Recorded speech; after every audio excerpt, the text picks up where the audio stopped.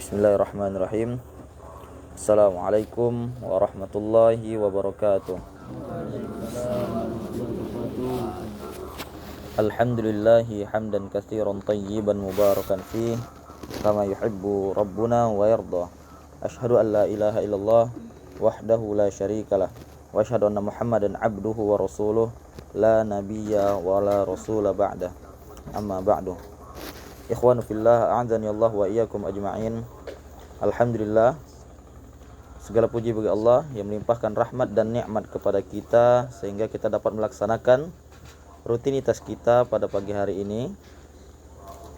Salawat serta salam tak lupa kita hanturkan kepada Nabi kita Muhammad sallallahu alaihi wasallam, akhirul anbiya wa khataman nabiyyin. Alhamdulillah, hari ini kita akan membahas tentang sahabat Rasulullah yang terkenal dengan kegagahannya dalam berperang. Beliau adalah Khalid ibn Walid.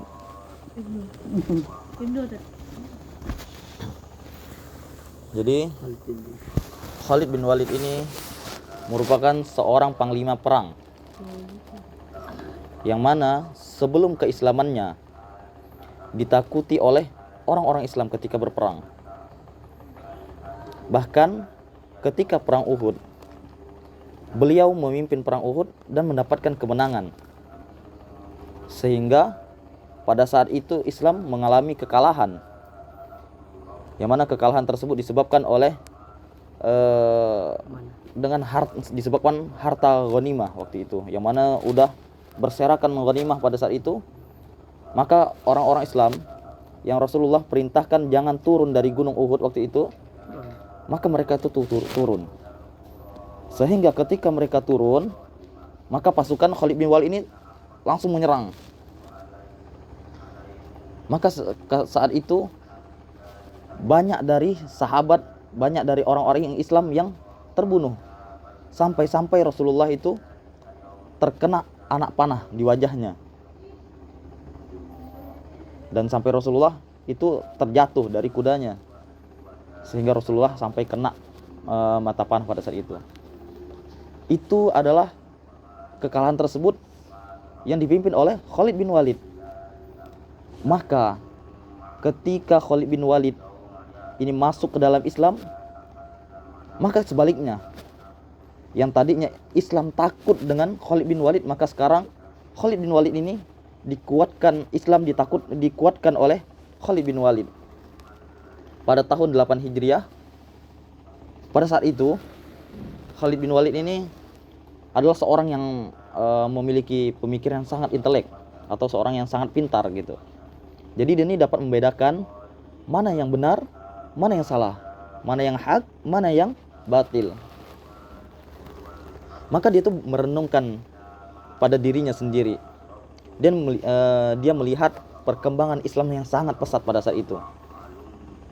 Kok bisa kayak gitu? Ajaran yang dibawa oleh Nabi Muhammad ini berkembang dengan pesat gitu. Apakah itu adalah sebuah kebenaran gitu, dia berpikir. Sehingga dalam akhir perenungannya, dia pun berhijrah ke Madinah bersama sahabatnya, yaitu Utsman bin Tolhah dan Amr bin As. Maka di sana dia ketika sampai di Madinah, Khalid bin Walid memeluk Islam pada saat itu setelah perang Uhud. Maka pada saat itulah Islam memiliki seorang panglima perang. Sehingga kalau kita dalam game itu ya, ada win rate gitu misalnya, maka Khalid bin Walid ini punya win rate 100%. Belum ada perang yang dia ikuti kecuali dia dapatkan kemenangan tersebut. Baik itu di zaman masa kenabian, bahkan zaman setelah Nabi wafat.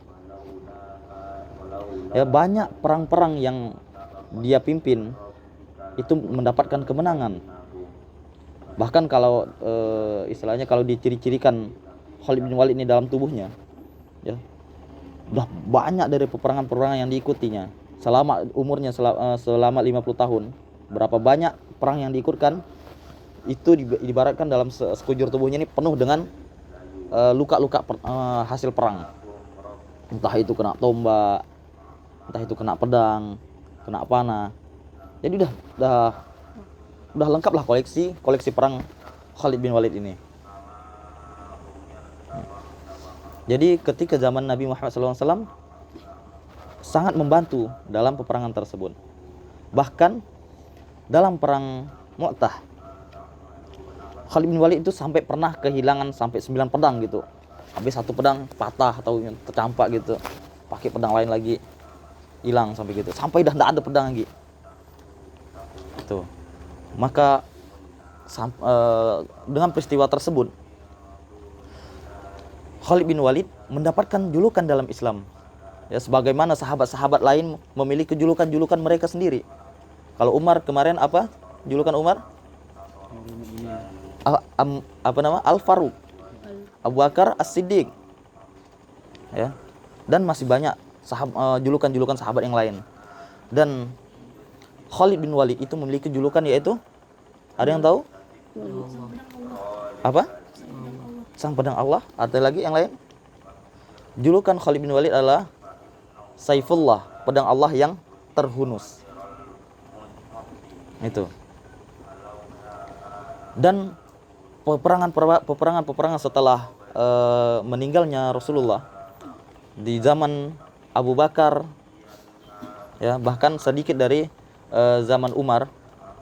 Di zaman Abu Bakar, Khalid bin Walid juga diangkat sebagai panglima perang.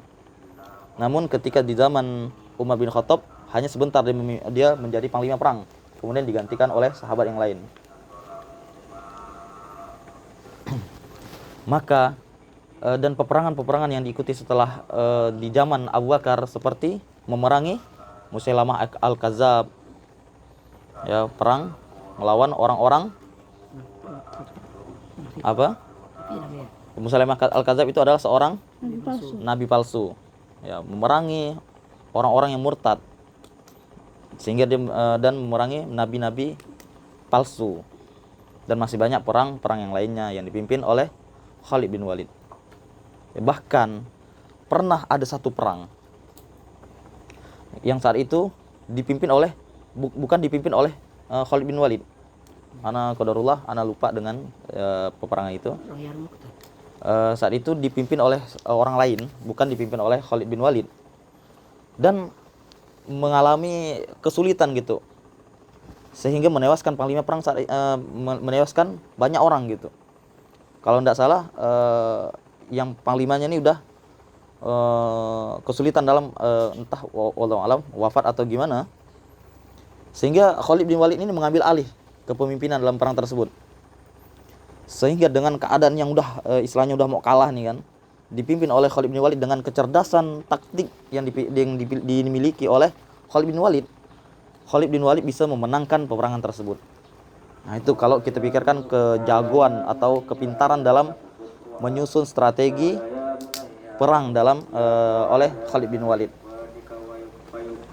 Namun Khalid bin Walid ini walaupun dari banyak peperangan tersebut yang diikuti oleh Khalid bin Walid, tapi beliau Allah takdirkan mati bukan dalam keadaan perang. Dia mati terbujur di atas kasur. Ya, karena tua, udah mungkin, tapi belum tua juga sih. Umur wafatnya Khalid bin Walid itu adalah 50 tahun. Ya. Jadi di antara banyak-banyak perang, tapi beliau ini Allah takdirkan dia bukan mati dalam peperangan. Ya, karena mungkin ada hikmah di balik bukan meninggalnya Khalid di atas peperangan.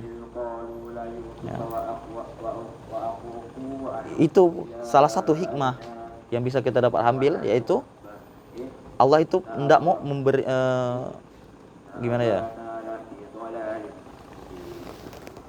menunjukkan bahwasanya Khalid bin Walid ini adalah seorang yang jago dalam berperang gitu, sehingga selalu selamat dalam peperangan yang ia ikuti. Sehingga dalam usia 50 tahun Khalid bin Walid diwafatkan. Maka saat itu di zaman, kalau tidak salah di zaman Umar bin Khattab, beliau wafat. Baiklah, demikian kisah tentang sahabat Rasulullah Khalid bin Walid, atau yang memiliki julukan Saifullah, atau seorang panglima perang yang sangat handal, yang menguatkan kaum muslimin pada saat itu.